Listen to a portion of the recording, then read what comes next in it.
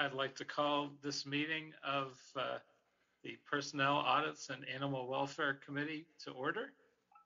We have a quorum with myself, Paul Koretz, and one of our two members, Marquise Harris Dawson. So let's begin by calling the roll. Councilmember Koretz. Present. Councilmember Harris Dawson. Here. Councilmember Bonin. Okay, so we have a quorum. Let's open the public hearing for members of the public to speak, and you will have 2 minutes on all agendized items and 1 minute for general public comment. All those wishing to speak, please select *9.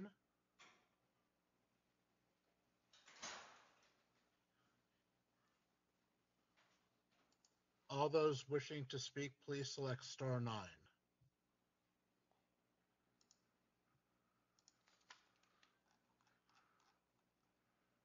Caller with the last four numbers 7006, please press *6 to unmute yourself and state your name and what items you wish to speak on.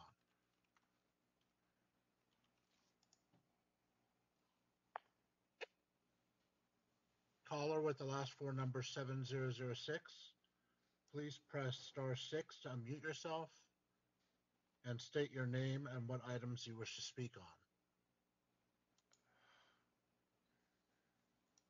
Once more, caller with the last four numbers 7006, please press *6 to unmute yourself and state your name and what items you wish to speak on.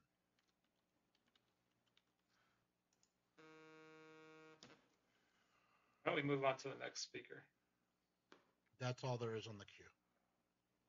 All right. Well, in that case, we will close the public hearing. I would ask that we vote on items 1, 2, and 5, unless there is an objection, as a consent calendar. And so, hearing no objection, if we might have a roll call on those items. Councilmember Koretz. Councilmember Koretz. Aye. Councilmember Harris Dawson. Yes. Okay, very good. Those items are passed. At the request of a couple of our speakers, we're going to hear item 4 next. Okay. Item 4, Controller Report relative to expanding digital government services. This matter is continued from March 3rd, 2021, and has also been referred to the Information Technology and General Services Committee. And if we could ask a representative from the Controller's Office to start us off with an overview of the report. Hi, everybody. Austin Chen with the Controller's Office. I can give the quick 30-second version of the summary. Just very quickly, our report points out how the city was able to meet COVID-19 challenges in a number of ways, particularly by delivering more services digitally and rapidly expanding telework. To sustain this momentum beyond the pandemic, we make two very broad recommendations. First, we believe that the city should develop a digital services strategy and adopt it and outline what their overall vision, objectives, and plans are for implementing and coordinating services going forward. Second, to support telework as a viable workforce strategy and realize its benefits, we think the city should adopt several best practices, including assigning responsibility to personnel and departments to support and implement it citywide, require all departments to develop telework policies that establish what their eligibility and participation criteria are, determine who is eligible to participate, and to notify employees of their options, and then to provide training. So in a nutshell, that's our report. Any questions to address? I have a couple. I wonder if you could elaborate on the approach that was taken by San Francisco and how successful they were at taking that approach. Sure. So that approach we highlighted in the report, San Francisco, they adopted from the federal government and the UK as well. In San Francisco, their version of the city administrative officer's office took the lead in putting together the strategy. And what they did was they had representatives from all of the departments be a part of a working group to outline what they thought were sort of their successes and pain points for delivering digital services to the public, and what they thought they needed to help coordinate that plan.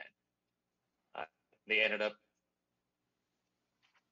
putting together a plan and hiring a digital services officer to help bring it forward.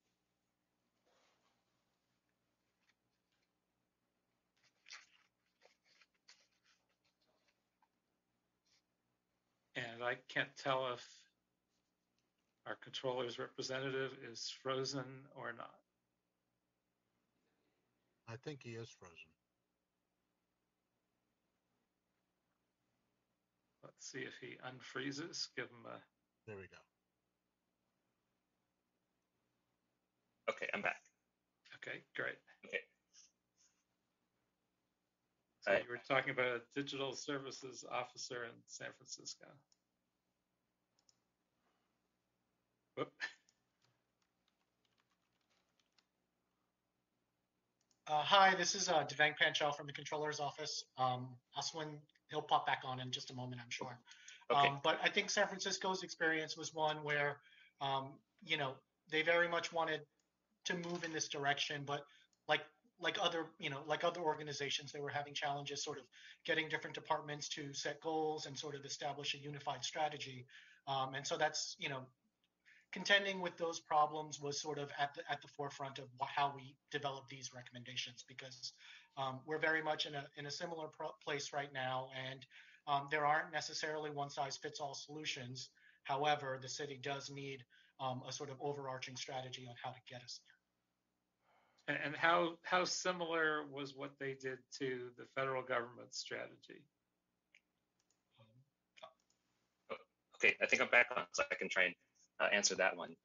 The federal government strategy was a little different in the sense that they established a digital services unit within the administration, and they used that as sort of a starting point to help different departments move along in some of their digital service projects. We didn't see that they had a sort of overall digital services strategy. At the level of the federal government, that might be a little bit more difficult given how sort of big and unwieldy they are. But we think at the local level, there are still issues with fragmented processes, but I think it makes sense for us to have some type of a strategy and some type of a unit to lead it going forward. Okay. Mr. Harris Dawson, any questions? No questions, Mr. Chair. Okay. Then to the mayor's office and personnel, I wonder if you could provide an overview of the city's telework policies and programs and the status of the Office of the Future Working Group. Hi, good afternoon, council members. Jean Holm, the deputy mayor, will be joining us shortly. She's coming off another meeting. But just in terms of the work that the personnel department has been doing, we have started the telework program, like a revision of it pre-pandemic. And then when pandemic hit, the program that we were working on, the proposal was used for the emergency telecommuting program that's currently in place. In the meantime, for the past year, we did a survey to city staff about telecommuting and wanted to discover what were the pros, the cons, and really want to thank the controller's office for including that information in their report. We had 25,000 employees that were telecommuting, about 76% of their hours in the last year. And our benefits division did an analysis, seeing that about 62,000 metric tons of carbon dioxide was saved just from that telecommuting. So there is environmental impact that we know is very strong when we're looking at telecommuting programs.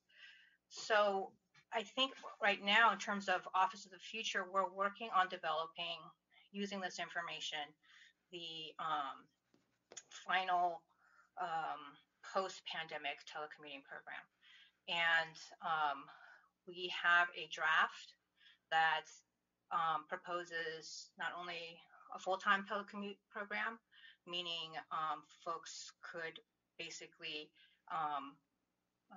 be telecommuting for the entire time. And then there's a flex / kind of hybrid telecommuting program, which certain days or certain parts of the day, employees could be telecommuting, and then the occasional telecommute.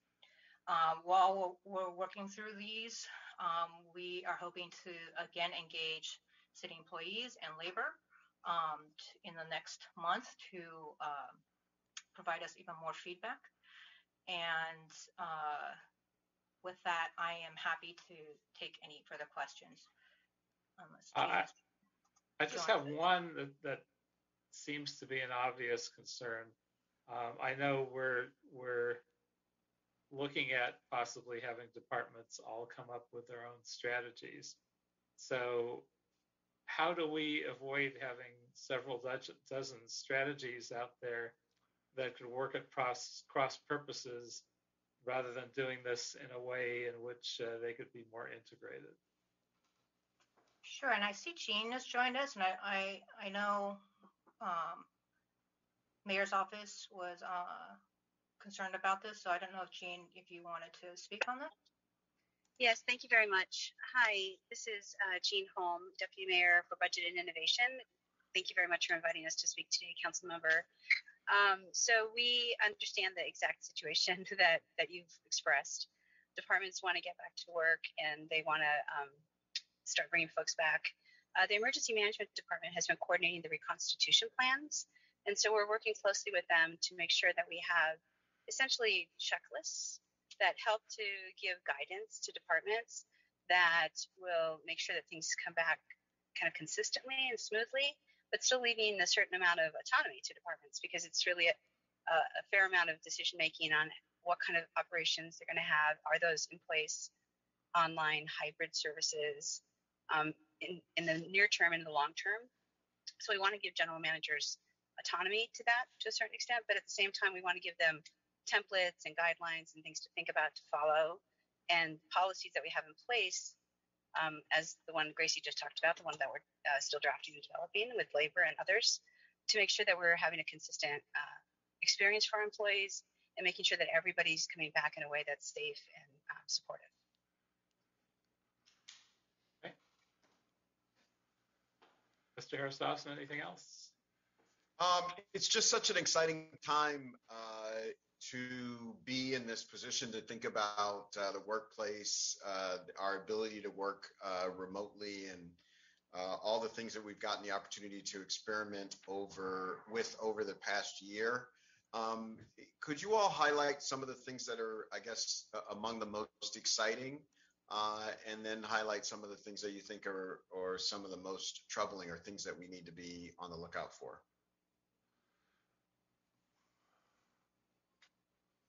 In relation to bringing our workforce back, or in general? In relation to bringing our workforce back, but in relation to reshaping how we all work. Like, it just seems like such a golden opportunity when, change is forced upon you.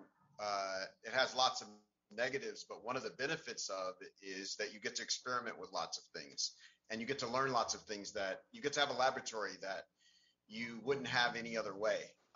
And I'm just curious, sort of right off the top, not seeking an exact right answer, just wishing that you all would opine on what you've seen, what's the most exciting, and sort of what you think the challenges might be. Sure. So I think there's a lot that's going on. We have a work group that we started recently called Office of the Future, which has a variety of departments participating in it, kind of reimagining what that future of work would be. So some of the exciting things are that, a better work-life balance for our employees, and to make sure that we're an employer of choice. So people have a lot of places they can choose. The best employees have a lot of places they can choose to work. We want them to come work for the city. And part of that is having flexibility and accommodating sort of the complexity of life, not just as it was before the pandemic, but in an after the post-pandemic world. There's recent studies that show that the long-term effects of COVID on the population who've had it are pretty dramatic. And so we may have a lot of folks who are in sort of a hybrid caregiving role, and we want to be able to be compassionate about that and accommodate that, and as well as having productive, efficient services. So I think flexibility is an important part. And I also think place is an important part. So GSD is a big part of our conversation, where we're talking about whether or not we need to maintain all the lease space that we have. How do we think differently about the places, like the physical environment in which we work? How do we think about it in a post-pandemic world where maybe not everybody has chosen to be vaccinated, and making sure we're all safe? So those are both compelling and exciting and sometimes puzzling issues. And then I think the other thing is really around equity.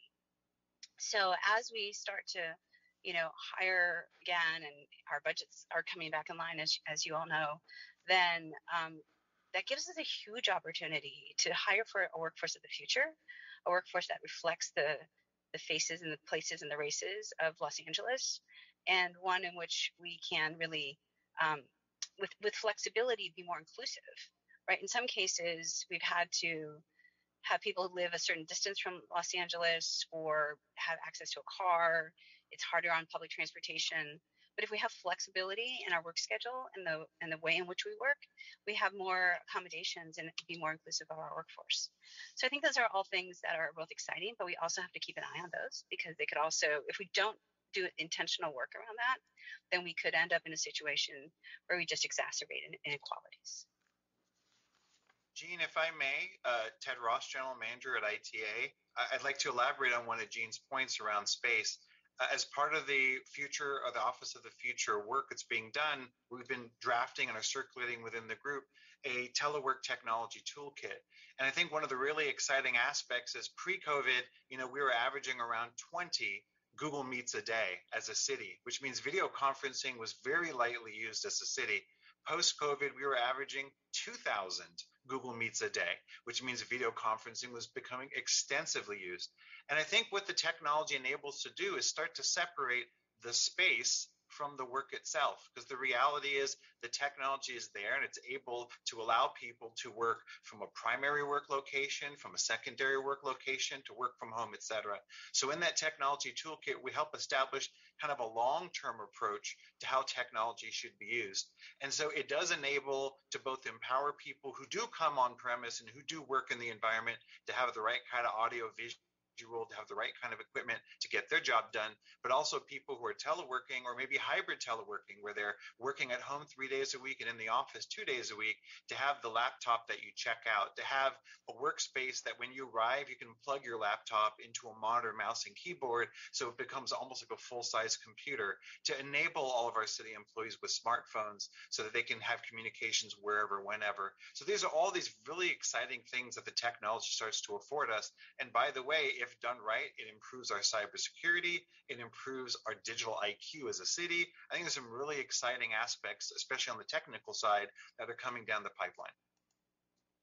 And Councilmember, I would just add, Councilmember, in terms of like the challenges that we have, a lot of departments still have a lot of paper-based workflows that they do need to review and do some innovation around that, and then see if we can, do a tech solution for some of those workflows. But the issue with that is that a lot of departments also don't have the funding necessarily to scan all the paper that they need.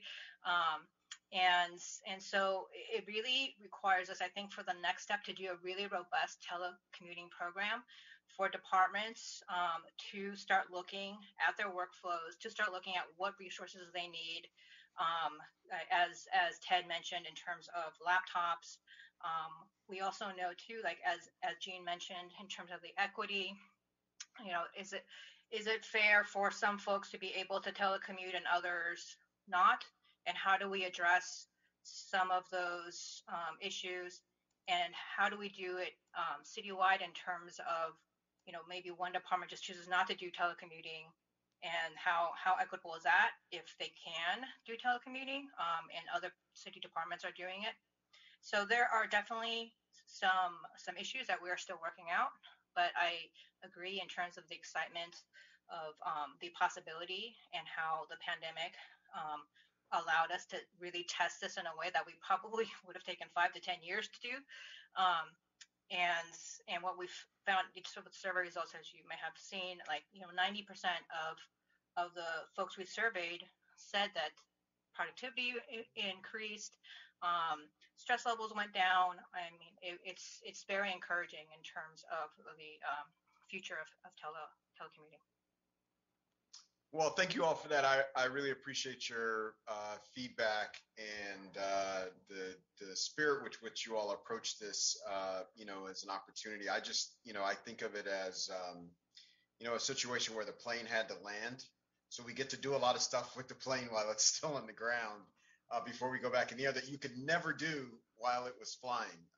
And so, I invite you, with the permission of the chair, to really lean on this committee to, push where we need to push, to inspire people to be innovative, to really push the limits of it. I personally dream of days where we can do park visits on a Zoom, with a drone that we're controlling from our house, and we can look at the park and look at the landscaping and the trees and all that, and we can go and look in the Santa Monica Mountains and see the lions and the cubs that are there and the natural wildlife that's there and all that. I can see that in the very near future. And I think we're in a great place to realize that vision. So again, thank all of you, and thank you, Mr. Chair. Thank you. I was just thinking, I have a question just about sort of more individual and personal stuff. So questions that we've seen as a result of watching this unfold for a year. How have we and how can we in the future deal with accountability of the workforce, since it's obviously a little harder to supervise when people are working remotely and on their computers, as opposed to when they're actually physically in an office? And is it harder for those who are self-starters, and easier for them and harder for people who are not as naturally self-supervisors?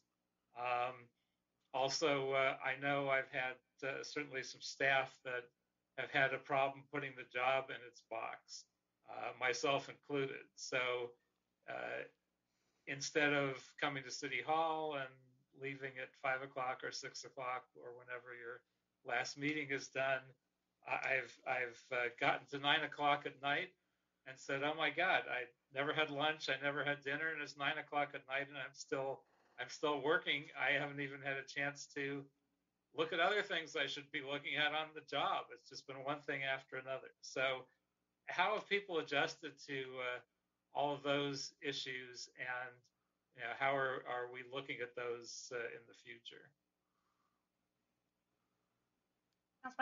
Those are great questions, and I do want to emphasize that principles of supporting your team as a manager, they don't change if you're telecommuting. What changes are the tools that you're using, right? So I think we are trying to educate our managers and our supervisors on how to support employees, and to recognize that right now is just a crazy time, and they need to be flexible with their employees, and not do a knee-jerk reaction of, I need to bring you back and watch you, because that's not necessarily great, like, management either, right? So I think, we're really focused in the personnel department that when we roll out this program, that we're going to have more robust training programs about how to be effective remote manager, supervisor, and also in terms of an employee, how to be effective and productive. There are some employees that take to telecommuting, I believe, better because they may, either their job duties or personality-wise, it contributes to that. But again, I think we should be flexible and create trust with our employees and start from that basis and foundation, and help them if they are struggling by putting together a telecommuting plan with them, steps that they can take to try to improve. And then obviously sometimes if the improvement's not there, we may need to bring them back. That doesn't necessarily mean they can't make changes and then they can go back and telecommute again. I know Ted's team has done this a lot, so I don't know, Ted, if you wanted to chime in on this.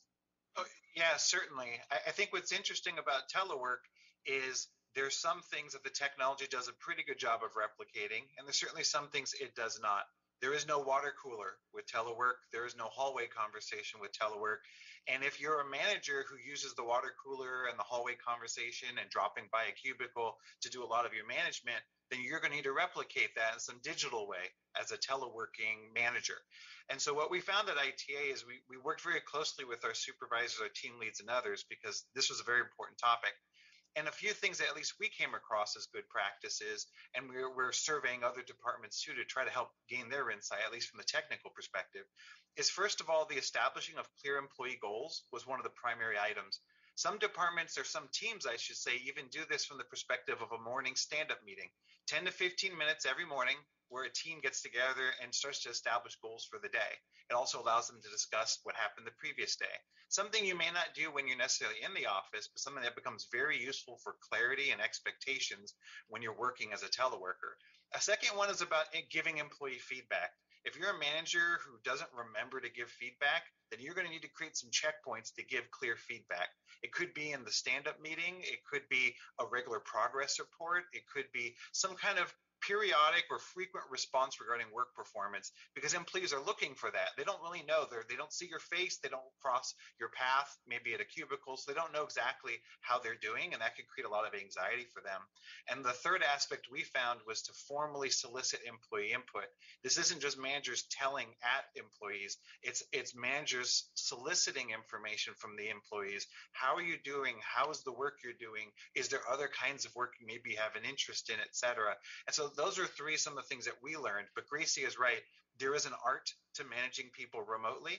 And I think the city's culture wasn't always there. I know some managers do it better than others. And I really do appreciate the work personnel in the mayor's office and others are doing to build that skill set and to train that muscle memory with supervisors.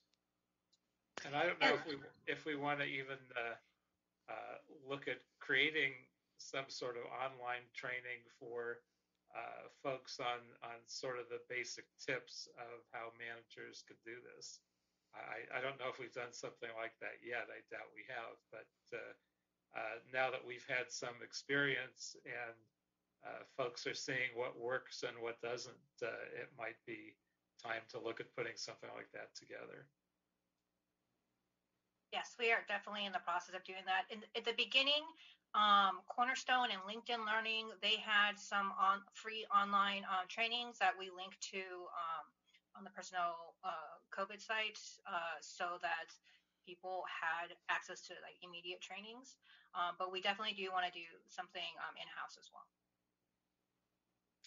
Sounds good. And then council member, this is Jean. I'm sorry, my video's internet's glitchy. The other thing was that on the balance, so helping employees also find that balance. So there's things that personnel is doing right now where you can participate in stretch breaks and different activities, kind of just to make sure that you keep focus on health and wellness as well as getting your work done, and a variety of other activities to just help employees also be able to make that balance, to either help those who are struggling with telework or to help those who are very good with telework, but then also don't look up from their desk until 9 o'clock at night. Yeah, actually, Jean, you made a great point that just reminded me. Council members were also participating in a pilot with Metro, whereby they are using behavioral science methods in terms of trying to increase the success of alternate travel options, which include telecommuting. So they've been testing things like texting employees, like an automatic text like, it's 5 p.m., it's time to like stop working, and just giving like friendly reminders, and trying to really incorporate behavioral science into the success of teleworking programs. Yeah, it's definitely not easy, and I'm definitely one of those people that have sat in front of a computer and done too many meetings and realized, oh my God, I haven't walked or done anything in 2 weeks. So now I try to at least take an evening walk around 6 o'clock, even if it's a break from work and I go back to it. But all of those things are balances, extra balances we need to find under this circumstance. Hey, Ted, let me ask you a few questions, if I might, as well. I wonder if you could describe your role in assisting city departments to enhance their digital services and programs during this period and looking to the future. Certainly. Technology is a really interesting conversation. It's become so ubiquitous at the city of LA. It's not just a department, it's a tool that every department is using to achieve its mission. So ITA plays a critical and unique role in this. There's some technology that we at ITA centrally build and maintain. We run the city's data network, we run police and fire, radio and microwave systems. We have a 24/7 data center. We run the city's teleworking platform and implement systems like HR payroll, right, that are enterprise systems used by all departments. But then there's also other technology that other departments are funded to build and maintain. In fact, ITA is about 450 employees, and there's IT staff across the city that represents about 1,200 employees. So while we may be the big fish in the pond, there's still a lot of technology staff that exist in other departments who support their work. That often includes computer support for department employees, apps that are specific to their department mission, et cetera. So in these cases, we don't do the building and the central maintenance, but we become facilitators and support role. So often what we'll do at ITA is we'll set standards and policies. We have a citywide IT disaster recovery policy and website standards that ITA designs and a cybersecurity policy, to name just a few. We create pre-approved technology platforms and training for departments to use, such as case management systems or web development tools or cloud hosting.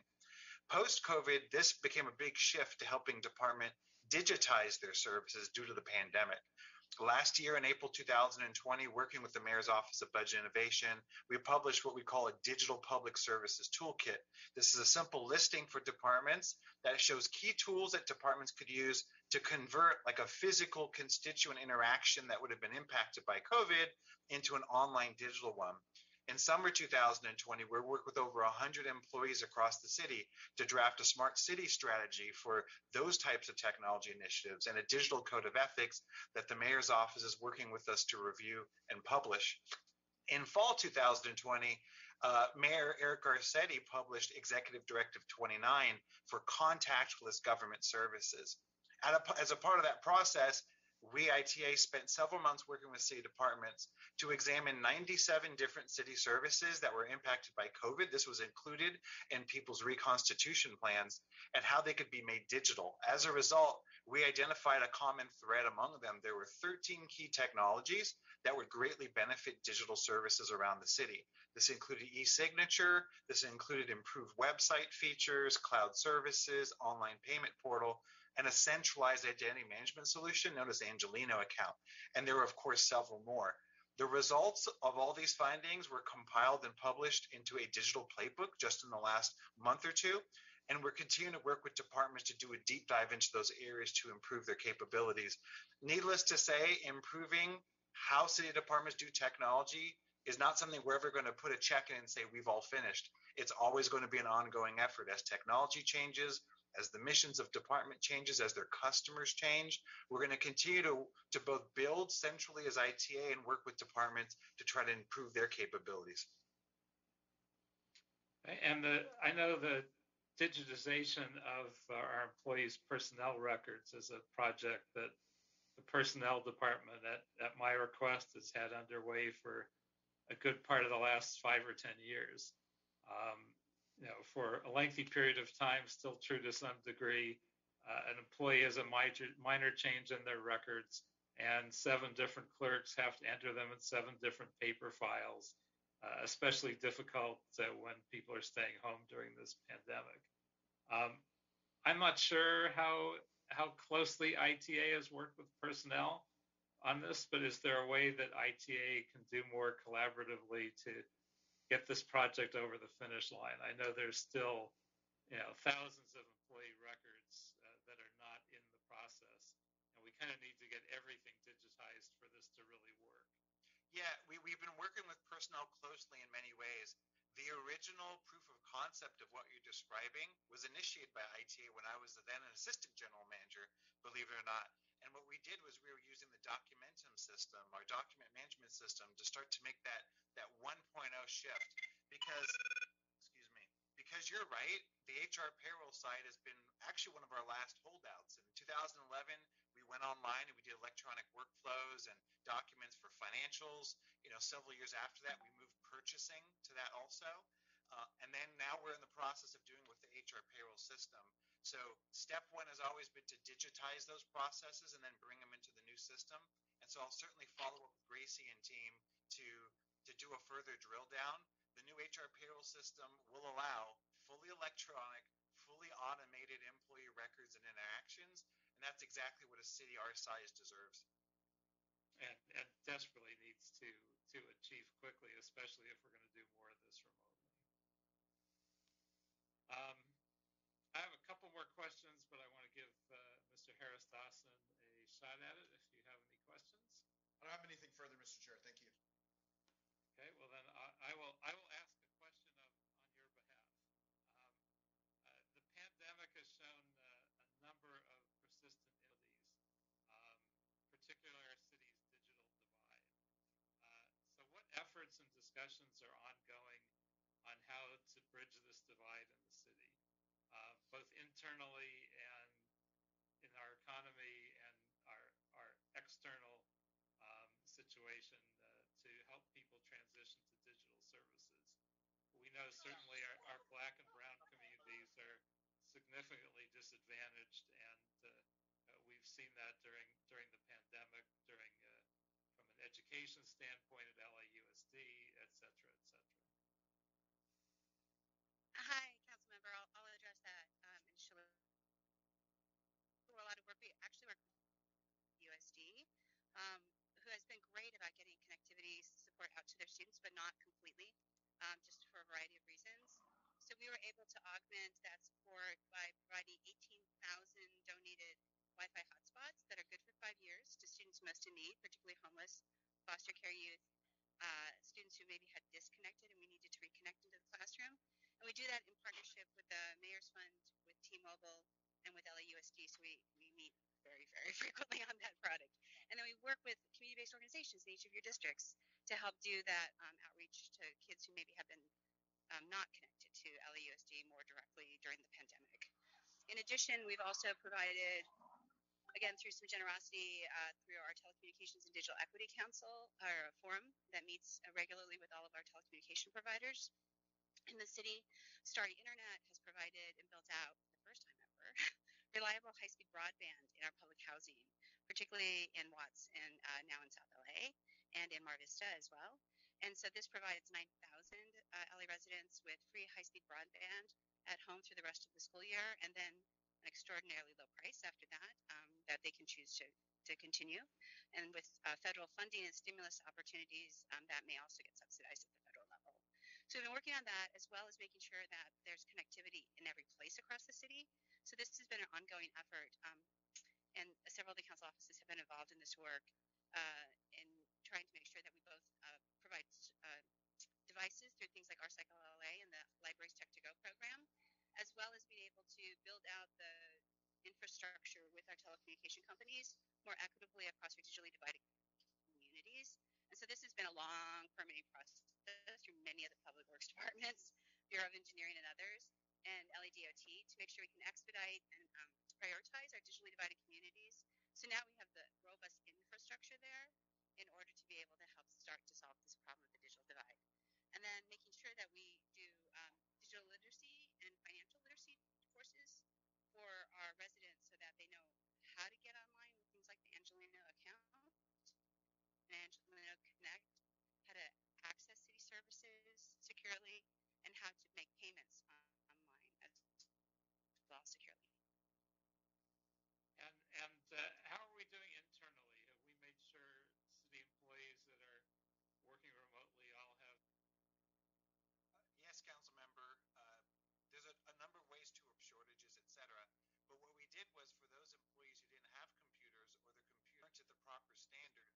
established a rental contract so we could lease laptops for them to be able to use. Secondly, as part of the mobile worker program, of which this committee has been a sponsor among many, in which we were replacing desk phones with smartphones, who would have thought, a couple of years ago that we looked like such genius that by making that transition, that effort, we were preparing thousands of employees to work from home en masse due to the COVID pandemic. So we continue to accelerate it. And one of the things you get when you replace a desk phone with a smartphone is being worked through with it. Needless to say, different employees live in different communities, and we continue to tackle an issue as they come up. But I think generally of getting people onto teleworking, a lot of those items have gone ironed out pretty well. And we look forward to a long-term solution where everyone has a city-issued smartphone, a city-issued laptop to telework. Great. Well, thank you, everybody, and I'm glad we have made this much. I'm going to make a few recommendations, and they're detailed enough that we'll provide everybody services. And the report back should include discussion of how employee productivity. Number 2, I would instruct ITA to report back. Number 3, I'd instruct ITA to report back on the feasibility. Number 4, I'd instruct the personnel department with the assistance of, if I could ask for a vote on those instructions. Councilmember Koretz? Aye. Councilmember Harris Dawson? Item passes. And thank you all both for your reports and your. Item number 3. Good afternoon, council members. My name is Melissa Velasco with the Office of the City Administrative Officer. The item before you is a request from the Board of Deferred Compensation Administration to extend 2 contracts for communications consulting services and investment management services for the city's deferred compensation plan as well as the pension savings plan. Approval of these supplemental agreements would extend the terms of the existing contracts through December 31st of the current year. All costs associated with these contracts are paid by fees that the city employees who elect to participate in these plans pay, so therefore there's no cost to the city associated with the execution of the agreements. I'm joined by Ray Serrana, who's the Vice Chairperson of the Board of Compensation Administration, as well as Stephen Montagna with the Personnel Department, and we're happy to answer any questions that you may have. Made their selection for that investment mandate. And just because of the volume, we actually have 12 more mandates to work through, so a very detailed process that where we work with the consultant. I believe we are current on all of the documents that we need from agreement that we have with Galliard. Then those. Good afternoon, Chairperson. I really appreciate the opportunity to be here. I just want to acknowledge the presence also of Councilmember Marquise Harris Dawson, Capri Maddox here. I think it's very easy to know that also like to just highlight the fact that in addition to commission support,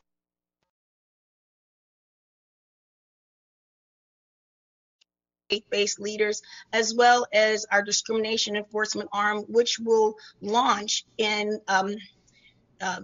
May of this year at the latest. We also have the equity and empowerment piece of our operation, which allows things to go through the policy equity lens, such as COVID-19.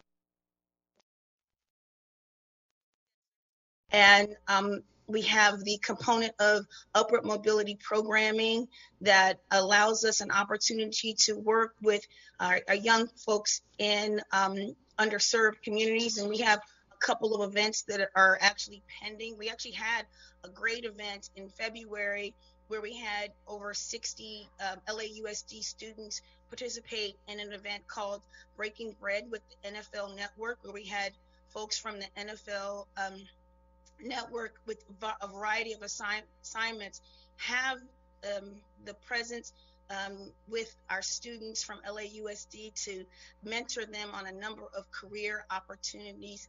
And there are a number of things that we're doing in the upper mobility space, but I just wanted to yield the floor and let you all know where we are with the hiring process, and to let all of the members know, particularly the Paul body to let you know that we appreciate your support as we get this department up and going, but we really, need a little bit of support as it relates to the recommendation of a blanket hiring exemption, especially at this time. Thank you. And thank you. What's the estimated cost for the 9 positions that you're requesting currently? Our total numbers are in the $1.1 million mark for our positions. And has the department put in a budget request to have those positions fully funded and allocated to them with a resolution authority for the 2021-22 fiscal year? Yes, that is correct. Thank you. Great. Mr. Harris-Dawson, anything further? Nothing on this. I want to thank you very much, Ms. Maddox.